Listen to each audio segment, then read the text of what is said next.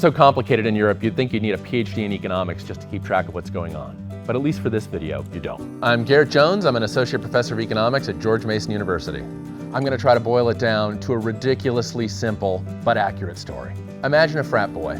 He's going to college. He needs to borrow some money to keep going. So he goes to his rich uncle and says, "Can I borrow some money for college?" And the uncle says, "If I'm going to lend you money, you got to keep your act together. And I want to see that you're getting good grades.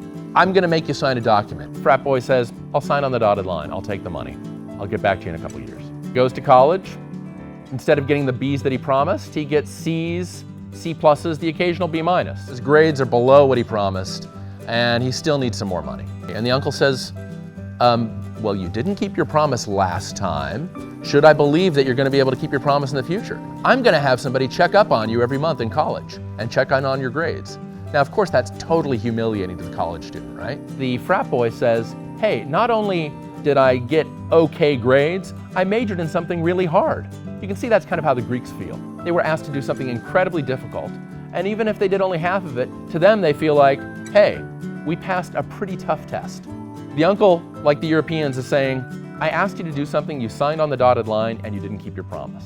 The Greeks are humiliated by having to change their ways. The Europeans don't want to lend to someone who keeps maybe half their promises.